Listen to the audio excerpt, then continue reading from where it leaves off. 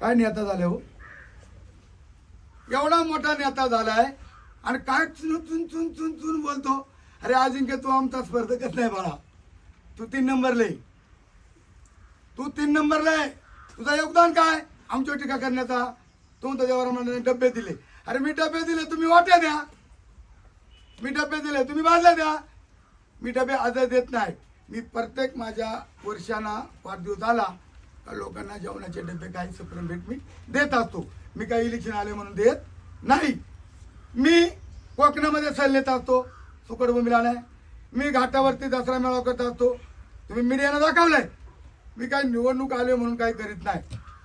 म्हणून अजिंक्य भाऊ, लहानपणी मोठा घास घेऊ नका. तुम्ही लहानपणी मोठा घास घेऊ नका. तुमचं काय अवकात आहे तेवढंच बोला. तुम्ही देवराम लांडेवर टीका करणार इतकं आमच्यावर बोलणे इतकं एवढे मोठे नाही. तुम्हाला मतं मागायच्यात लोकांकडे मतं मागा, तुमच्या बायकोला निवडून आणा, तुम्ही मोठे व्हा. पण चुन चुन बोलून